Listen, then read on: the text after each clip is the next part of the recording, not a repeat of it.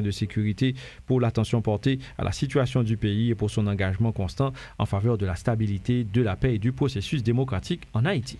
La communauté des Caraïbes, CARICOM, prend note avec grand intérêt et anticipation du récent dépôt d'un projet de résolution du Conseil de sécurité des Nations Unies par les détenteurs du stylo, les États-Unis et le Panama, concernant une assistance sécuritaire supplémentaire demandée par Haïti et recommandée par le secrétaire général de l'ONU. Cette initiative intervient à un moment critique dans la dégradation continue de la situation sécuritaire et humanitaire en Haïti, marquée par une recrudescence des assassinats, des enlèvements, des violences basées sur le genre, la perte de territoire et le déplacement massif de personnes aux mains des gangs armés.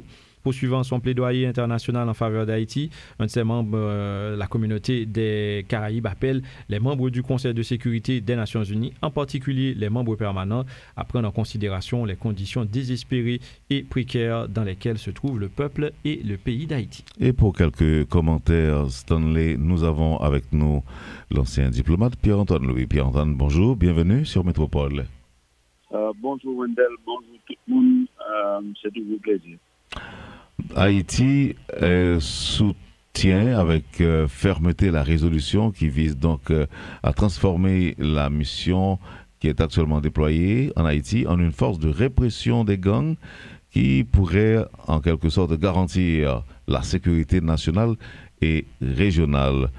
Vous êtes optimiste par rapport à cette annonce ou encore par rapport aux informations qui font état d'éventuels ou le probable déploiement de cette force qui viserait justement à réprimer les gangs, Pierre-Antoine Louis? Bon, le point d'achoppement pour la transformation de la mission multinationale d'appui à la sécurité en une mission de répression d'activités et des gangs, des groupes terroristes, dépend du changement de politique de la République populaire de Chine et de la Fédération de Russie au sein du Conseil de sécurité de l'ONU. Depuis septembre 2024, lors de la considération du mandat de la mission, du mandat actuel de la mission multinationale d'appui à la sécurité, l'administration Biden avait tenté de transformer la mission en une mission de maintien de la paix de l'Organisation des Nations Unies parce qu'il y avait une difficulté majeure sur le financement de la mission.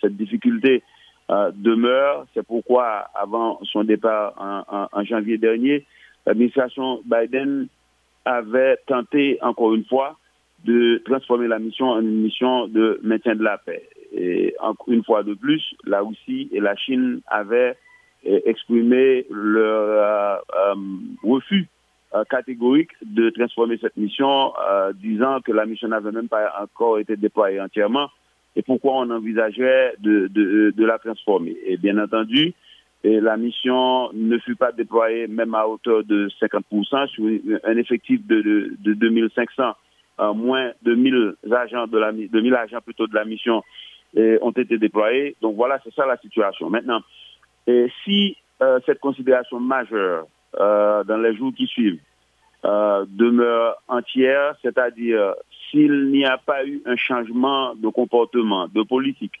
relatif à la situation en Haïti de la part de la République populaire de Chine et de la Russie, moyennant s'ils ne veulent pas approuver la résolution, de s'abstenir, comme la Russie et la Chine l'avaient fait en octobre 2023, quand le Conseil de sécurité avait adopté la résolution 2699, mettant en place la mission multinationale d'appui à la sécurité. Donc cette mission n'aura aucune possibilité de voir le jour.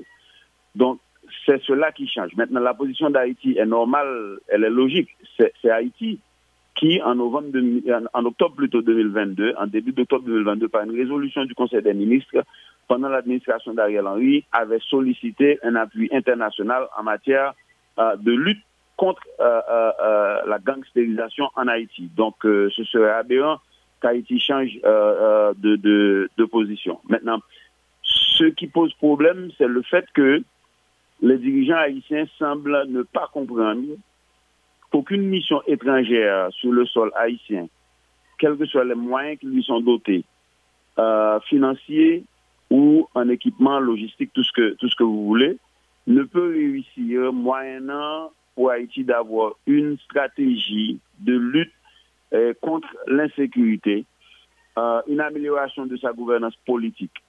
C'est ça qui manque. Quand les étrangers arriveront en Haïti, même avec un mandat qui leur donne l'autonomie de fonctionner, indépendamment des forces de sécurité haïtiennes, ces étrangers dépendront de la connaissance du terrain des Haïtiens. Et si les Haïtiens ne sont pas motivés, si les Haïtiens ne fournissent pas les moyens adéquats à leurs propres forces de sécurité qui peuvent accompagner valablement sur le terrain les forces de sécurité haïtiennes, je ne vois pas comment des étrangers pourront mettre fin à cette situation désastreuse d'insécurité et tout azimut en Haïti, car le premier devoir de l'État d'un pays et du gouvernement qui exerce l'autorité de l'État, c'est d'assurer la sécurité du pays. Aucune force étrangère, quels que soient les moyens qui lui sont dotés, ne peut venir à bout des terroristes qui sèment la pagaille en Haïti. Alors Pierre-Antoine, rapidement, et en 2022 justement, au moment de voter la résolution 26 et 53 et pour la force multinationale, pour la mission multinationale, cette question d'une force sous l'autorité de l'ONU a déjà été posée et on n'était pas parvenu à un accord sur ce point. Qui ça qui fait, je dis, question retourner sous table là avec et nous pensons que disposition a changé? Bon, question retourner sous table là, Wesley, pour une simple et bonne raison. Mission multinationale d'appui à la sécurité a commandée par le Kenya parce que Kenya fournit le gros lot, le contingent qui est plus large de mission multinationale d'appui à la sécurité n'a pas marché. Rappelez-nous un simple fait. Il y a quelques mois, il y a 2 hélicoptères qui sont sortis El Salvador, 2 hélicoptères utilitaires qui étaient supposés utiliser pour des évacuations militaires en cas où des membres de la mission étaient blessés. Nous voyons qui s'est passé dans la Tibonite, nous voyons qui s'est passé dans la zone de Kinskov. Moi-même, avant, pas jamais entendu qu'ils ont utilisé l'hélicoptère pour faire aucune évacuation de quelconque élément de la mission multinationale d'appui à la sécurité, voire des forces de sécurité haïtiennes avec lesquelles Mounsao supposé collaborer. Donc, mission multinationale d'appui à la sécurité, c'est pas vous monter. Et même le président William Ruto connaît l'administration Biden qui précédé l'administration Trump connaît. Le constat sur le terrain, c'est que mission n'a pas de résultat. Bon, Yobraldou, c'est à cause du fait que pas assez l'argent, et Yobraldou que blindé n'a pas adapté, mais tout ça, Mouniote connaît, c'est pas un secret pour personne. Donc, mission n'a pas marché, l'administration de plan est obligée de rendre compte que c'est le cas. Et puis, Haïti situé à 700 000 nautiques des côtes de la Floride. Les États-Unis pas qu'à continuer à accepter que au pays, côté État totalement failli, côté les crimes transnationaux est capable de passer sans problème en Haïti, même au niveau national de sécurité publique, les autorités haïtiennes, malgré les efforts que la police nationale, les forces armées d'Haïti a fait, il n'y a pas de résultat. Donc, pour persister dans le même lobby là, c'est diabolique. Donc, c'est de bon ton que la communauté internationale là, à travers une lettre que le secrétaire général des Nations Unies a adressée au Conseil de sécurité depuis février 2025, c'est signalé que tant pis, mission multinationale d'appui à la sécurité n'a pas marché. On regarde qui sont nous capables de jouer nos formules, si nous pas transformer mission, mais côté l'ONU pour un bureau logistique en Haïti, d'appui logistique en Haïti, qui peut permettre mission si nous transformer la mission de maintien de la paix, mais gain un appui qui permet d'agir de façon plus robuste contre le terrorisme. Maintenant, ça me veut comprendre, c'est que le m'a regardé la résolution 2699 du 2 octobre 2023, mais la résolution ça a dit que l'Organisation des Nations Unies supposée fournit un appui logistique à la mission multinationale d'appui à la sécurité, moyennant que l'ONU qui a géré le fonds fiduciaire, le fonds d'affectation qui fait mission à fonctionner, et l'ONU est capable d'un appui logistique, mais l'ONU pas jamais appuyé. Donc moi j'en suis surpris que le secrétaire général a demandé pour établir un bureau. Donc c'est une confusion totale. Et ça me dit que Piga Haïtien mettait dans la tête que on dit la Russie et la Chine soit voté pour transformation de mission en mission de lutte contre le terrorisme, ou bien ils ont abstenu, donc ils quittent mission avancée. C'est pas ça qui parle de résultat. Problème fondamental là, nonobstant sortant des premiers ministres d'hier là, c'est absence de leadership au niveau haïtien.